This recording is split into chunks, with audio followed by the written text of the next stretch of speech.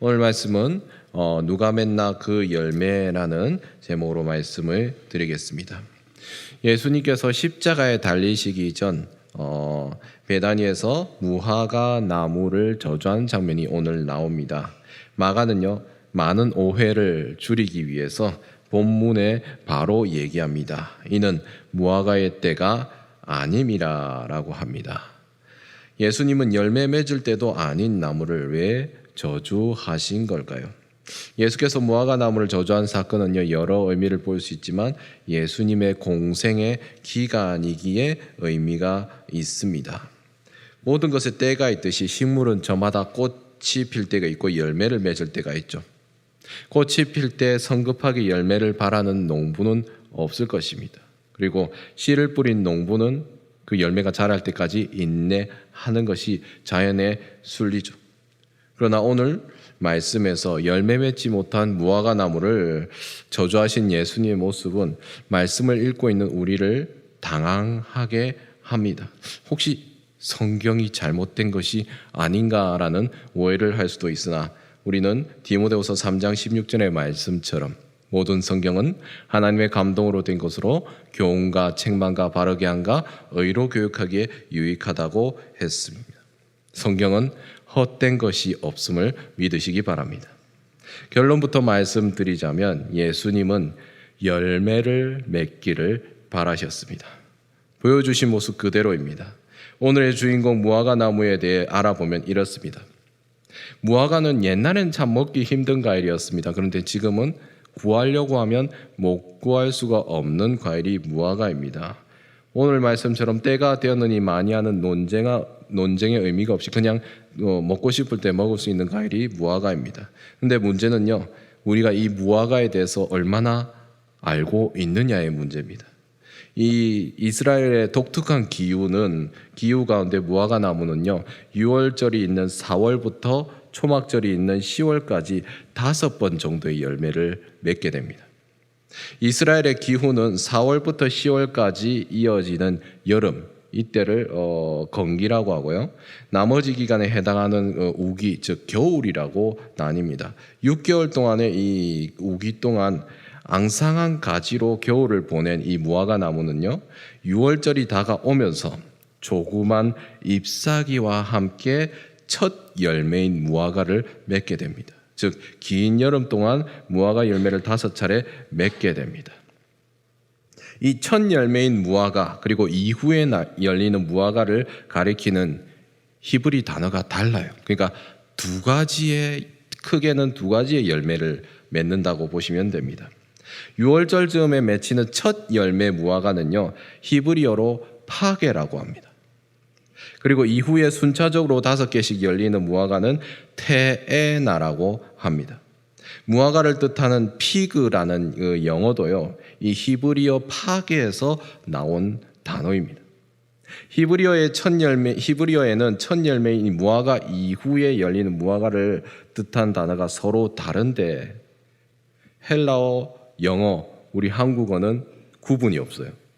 그래서 이 두 종류의 무화과를 구분이 안 되니까 그냥 엉뚱한 해석이 되는 거예요. 와, 예수님 너무하네, 이런 해석이 나올 수도 있는 것입니다.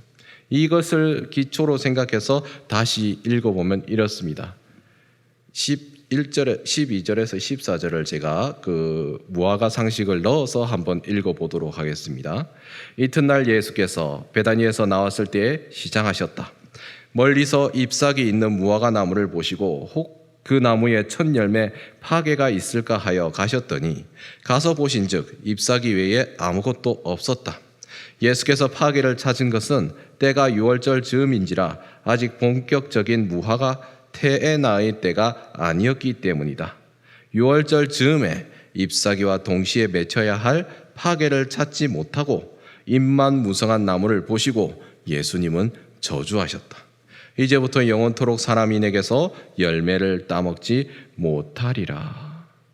이렇게 되면은 이해가 되는 거예요. 이 오늘의 문장이. 나야 될 게 안 났다고 예수님께서 얘기하시는 겁니다. 우리말 속담에도 그렇지 않습니까? 될 성씨 푼 나무는 뭐부터 본다고 합니까? 떡잎부터 본다죠. 이때쯤 잎사귀와 함께 맺어야 할 뭐가 없습니까? 파괴란 열매가 없어요. 이 무화과 나무가 분명 문제가 있다는 거예요. 6월절이 되었는데도 파괴를 맺지 못하고 잎만 무성하게 된 나무는 나중에 긴 여름이 지난다 하더라도 테나라는 열매도 맺지 못한다는 겁니다. 예수를 구주로 삼고 살아가는 우리는요, 천국을 향한 여정을 달려가는 과정에 있습니다. 그 가운데 당연히 열매는 맺어가지 않겠습니까? 어두운 터널을 지나기도 하고 험난한 여정을 건너기도 하고 광야를 건너기도 합니다. 그런 여행의 과정은요, 적든 많든 반드시 열매를 맺게 되어 있습니다. 전제 조건이 있습니다. 예수를 믿고 동행하며 가는 사람입니다. 하나님을 사랑하고 그 뜻대로 부르심을 입은 자의 삶은 당연히 열매를 맺게 되어 있습니다. 우리가 걱정할 필요가 없다는 것입니다. 하나님과 동행하는 삶. 그럼에도 우리 앞에 황당무계한 일이 벌어지기 시작합니다. 뭔가 우리가 버려놓은 일은 많아요. 이게 주를 위해서 한 것이다 하면서 버려놓은 일은 많은데 일은 엄청 무성합니다. 내 할 일은 많은데 실제로는 배는 게 없어요. 뭔가 결실이 보이지 않습니다. 내가 한 게 없어요. 우리의 구주이신 예수님은 때가 되어서 열매를 요구하십니다. 네 열매 어떻게 하나 자 한번 보자. 그런데 그분이 바라시는 게 아까도 우리가 말씀을 봤지만 대단한 겁니까? 대단한 열매를 바라시는 겁니까? 풍성하고 달콤한 극상의 열매를 바라지 않으셨죠. 테나를 바라지 않았습니다. 조그맣고 맛도 없지만 예수의 뜻을 따라 살았다면 맺는 파괴라는 열매를 바라시는 거예요.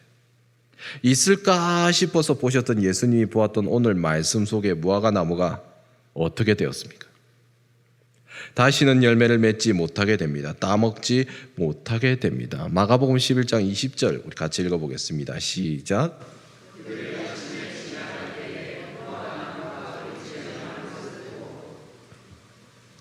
뿌리채 말라버렸어요. 연상되는 말씀이 있죠. 나는 포도나무요, 너희는 가지니. 우리 권사님 기도하신 것처럼 나무의 뿌리 되시고 나무가 되신 예수님이 우리를 외면하시는 순간 아무것도 할 수 없는 뿌리 썩은 나무가 되어버리는 것을 볼 수 있습니다. 생각해 보십시오. 우리가 아무리 일을 버려놓는다고 하더라도 자기 입맛대로 일을 어떻게든 얻어서 한다고 해도 눈물로 호소하든 열심히 발로 뛰어 남에게 간신받아 얻은 일이라 하더라도요, 헛된 발버둥이 될 수도 있다는 것입니다.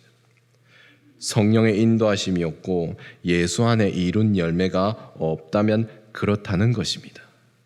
사랑하는 성도 여러분, 우리는 하나님을 믿어서 여기에 왔음을 믿으십니까? 말이 이상하죠? 정말 믿으십니까? 믿음으로 살아가고 계십니까? 지금 하고 있는 일들, 우리가 지금 하고 있는 일들이 믿음으로 감당하고 있는 일입니까? 진실로 그런 분들에게 파괴라는 열매부터 시작되는 은혜가 있습니다. 무화과의 특징이 하나 있어요. 눈치채신 분도 계시겠지만 기나긴 여름 이후의 끝을 맺는다는 것입니다. 즉 겨울 내내 없는 듯 숨을 죽이고 있다가 여름에 와서야 활짝 열매를 5번 맺고 겨울을 맞이한다는 것입니다. 이 무화과가 여름의 끝을 맺는 것처럼 이스라엘 민족에게는요, 무화과와 연결해서 여름은 계절의 끝을 얘기합니다. 우리나라 계절의 끝은 무엇입니까? 봄인가요? 겨울이죠. 예. 우리는 겨울인데 이 이스라엘의 계절의 끝은 여름이에요.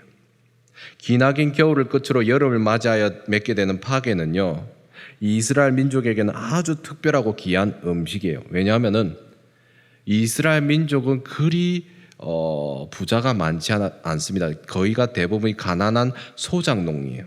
게다가 이 사막과 광야가 맞닿아 있기 때문에 그 여행을 다니는 분들, 실제 그 거리를 걷는 분들이 물을 미리 챙겨서 다닐 수가 없습니다. 물론 부자들은 뭐 포도나무, 무화과나무 이만큼 쌓아놓겠죠. 그런데 물을 공급할 수가 없어요. 그런데 그때 제일 좋고 중요하고 얻기 쉬운 게 파게예요. 파게라는 열매입니다. 실제로 무화과 나무를 키우는 농부의 입장에서는요, 파게는 쓸데없는 열매예요. 달지도 않고요, 물만 많고 그다지 그 가치도 없어요. 안 사가거든요. 그런데 나그네 입장에서는요, 그것만큼 좋은 게 없어요. 비싸서 테나는 못 사 먹고, 근데 파게는 아무나 따먹을 수 있거든요. 그 농부가 따먹으라고 놔두거든요. 치워주니까, 알아서 치워주니까. 그렇기 때문에 이 파게라는 열매는요, 아주 귀한 열매예요. 나그네에게는, 이스라엘 민족에게는 귀한 열매입니다. 그렇기 때문에 이 파게라는 열매, 그 무화과 열매는 아주 귀한 가치가 있는 열매로 취급되고 있는 것입니다. 그래서 여름과도 연결됩니다. 이스라엘의 여름은 그래서 종말, 끝을 의미하기 때문에 종말을 의미하기도 합니다. 예수님은 오늘 말라버린 무화과와 연결시켜서 자신의 끝이 오고 있음을 보여주고 있는 것입니다. 예수님의 마음을 이 호세아서에서 먼저 표현하고 있습니다. 호세아서 9장 10절 우리 같이 읽어보겠습니다. 시작.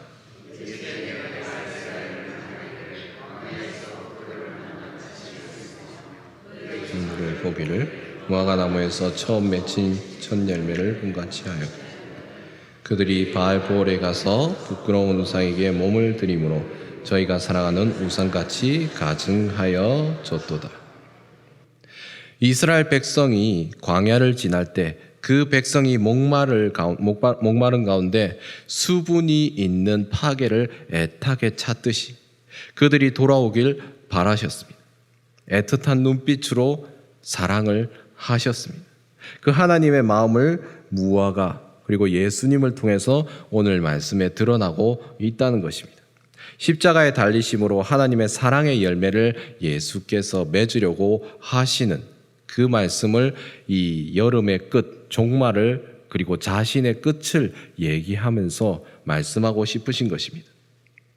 사실 우리가 사는 세상에서는 이런 생명의 열매를 맛볼 수가 없습니다. 오직 예수 그리스도를 통해서만 맛볼 수 있음을 알려주고 있습니다. 보통 우리가 생각하는 열매 이미지 뭡니까? 따먹는 거죠. 열매가 뭐 밭에서 캐내서 먹는다기보다는 따먹는 이미지를 갖고 있습니다. 그러기 위해서 나뭇가지에 과실이 열려 있어야 합니다. 열매는 무엇을 통해서 납니까? 나무에서 공급해주는 영양분이 있어야 가능합니다. 물, 햇빛, 광합성, 철분, 질소 등등이 있습니다. 사람도 이처럼 음식의 영향을 받는데 이처럼 우리의 영도 양식을 먹어야 하는데 그것이 말씀입니다. 그 말씀으로 우리의 믿음이 자라고 그 믿음으로 구원을 얻는데 구원받은 우리는 하나님 안에 믿음으로 살아가게 됩니다. 방금 제가 말씀드린 이야기가 너무나도 당연한데 이 당연한 이야기 끝에 질문이 있습니다. 우리는요, 그 당연히 먹어야 한다는 그 영적인 것에 굶주려 있는가입니까? 그것을 질문해 봐야 합니다. 그 굶주림의 끝에 영적 갈급함이 있습니까? 나의 개인적인 만족을 채우는 것에 있습니까? 하나님이 주시는 것을 우리가 채우려고 하고 있습니까? 그리 생각하면 우리는요, 너무 쉽게 예수를 믿어왔습니다. 그리고 쉽게 잊어요. 쉽게 믿었기 때문에 쉽게 잊습니다. 태초에 택하시고 예수를 통해 우리의 죄를 사하시기 위해 얼마나 많은 하나님의 고뇌가 있었으며 애틋함이 있었는지 잊고 살아갑니다. 그렇기 때문에 맞이하는 여러 가지 고난과 아픔들이 자신의 것인 양 안고 살아가고 그 아픔을 허락하신 나를 의지하라고 말씀하시는 예수 그리스도를 보지 않는다는 것입니다. 그렇기 때문에 예수가 더 멀어집니다. 주님, 섭섭합니다. 나는 아픈데 어찌 그리할 수가 있습니까? 하고 고난을 받는 가운데 예수와 함께 하지 않습니다. 하나님을 의지할 생각이 없습니다. 하나님과 함께 하는 삶이 없기 때문에 열매도 당연히 없다는 것입니다. 분명히 함께 하지 않은 것은 자기 자신인데 결국 원망은 하나님께 돌리는 삶이 우리에게 있습니다. 이 안타까운 장면이 다음 장면에서 벌어지는데요. 자신의 유익을 위해서 열매를 맺어 보려는 모습을 다음 이야기에서 보여주고 있습니다. 주님은 무화과 나무에 열매가 없었음을 한탄하신 후에 제자들과 성전에 들어갑니다. 이 기도하는 성전이라 불려야 할 곳이 가관입니다. 자신의 이해 득실을 위해서 물건을 파느라 정신없는 상인들이 아무것도 모르는 백성들의 등골을 빼먹는 장면을 보여주고 있습니다. 앞서 파괴라는 열매가 무엇이라고 했습니까? 긴 겨울을 지내고 특별히 먹을 것이 없는 시기, 가난한 사람들, 물을 찾을 수 없고 물을 살 수 없는 백성들의 배고픔과 목마름을 해결해 주는 것이 파괴라고 했습니다. 영혼의 굶주림으로 찾아오는 이들에게 성전은 누구에게나 파괴 같은 양식을 줄 수 있어야 합니다. 작지만 생명이 담긴 구원의 말씀을 주어서 영의 갈급함과 배고픔을 해결해 주어야 합니다. 그래야 할 성전에 파괴는 없고 입만 무성한 것을 보여줍니다. 성전 뜰에는 제사장들과 똘똘 뭉친 장사치들만 가득합니다. 만민이 기도해야 할 집에 제사에 쓸 물건을 강제로 사게 하고 돈을 뜯어내고 있습니다. 하나님이 당연히 기뻐하지 않으십니다. 예수님께서 이들을 채찍을 통해 크게 꾸짖으십니다. 자신들이 만든 죄, 열매로 허우적대는 이들이 가득한 성전에 영적으로 목마를 사람에게 물도 주지 못하는 것이 예수님의 심판을 받는 것은 당연한 것입니다. 예수님이 보여주시려는 것이 이것입니다. 작지만 물을 줄 수 있는 하나님의 사랑이 우리 안에 있는지를 여쭤보고 계십니다. 나는 예수 믿고 있습니다 라는 타이틀을 목에 걸고 사랑하지 않고 예배하지 않는 잎사귀만 가득하지 않은가를 묻고 계십니다. 하나님은 내 안에 없는데 내 안에 챙길 거리, 즐거움만 챙기고 나는 성도라며 살아가지만 뭔가 많이 생기는 것은 무성한 잎사귀 뿐입니다. 그들에게 말씀하시는 것이 있습니다. 마가복음 11장 14절 말씀입니다. 같이 읽어보겠습니다. 시작.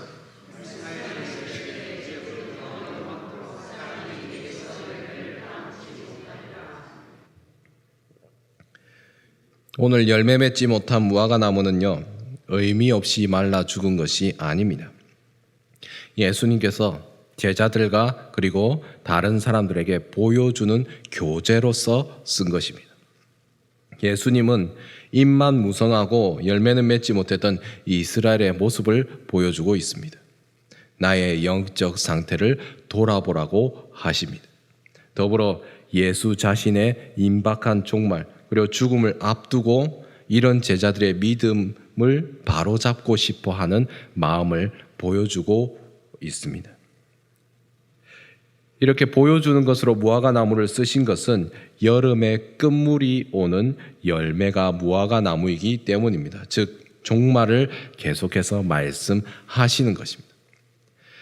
마태복음 24장 32에서 35절을 보시면 무화과 나무의 비유를 배우라. 그 가지가 연하여 지고 잎사귀를 내면 여름이 가까운 줄을 아나니 이와 같이 너희도 이 모든 일을 보거든 인자가 가까이 곧 문 앞에 이른 줄 알라. 내가 진실로 너희에게 말하노니 이 세대가 지나가기 전에 이 일이 다 일어나리라. 예수님께서는 무화과를 통해서 곧 일어날 끝을 얘기하고 계십니다. 예수님이 죽은 후에 그 심판으로 주 70년의 성전이 무너져요. 이스라엘은 전 세계로 흩어져서 온갖 고난을 당합니다. 그런데 2000년이 세월이 지나서 이스라엘은 어떻게 됩니까? 하나의 국가로 완성됩니다. 사람의 힘으로는 할 수가 없습니다. 어떤 나라가 2000년이 지나서 다시 세워집니까? 역사의 주관자이신 하나님의 개입이 아니고는 그렇게 될 수 없다는 것입니다. 전 세계에 흩어진 유대인들이 이스라엘로 돌아와 국가를 세우고 그곳에서 시작된 이 오순절의 부흥이 다시금 예루살렘에서 시작되는 것을 우리가 볼 것입니다.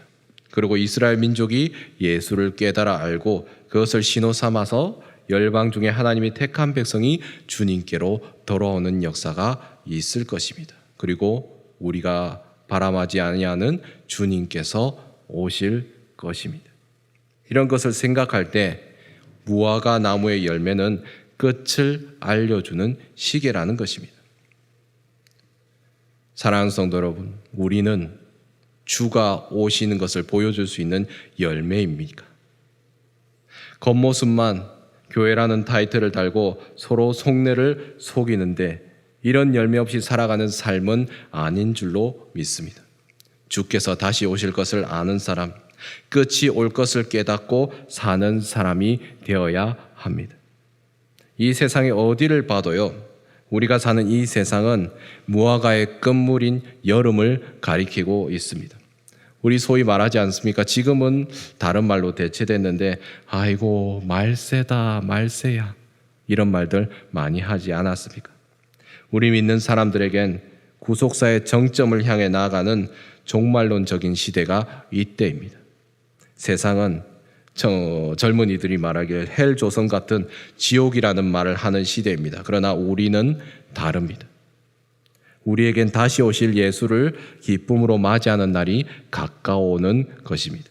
그날을 바라보며 믿음의 옷깃을 여미는 우리의 삶이 되시길 축복합니다. 하나님 안에 살며 그 삶의 열매를 맺어 가시는 우리 성도님 되시길 축복합니다.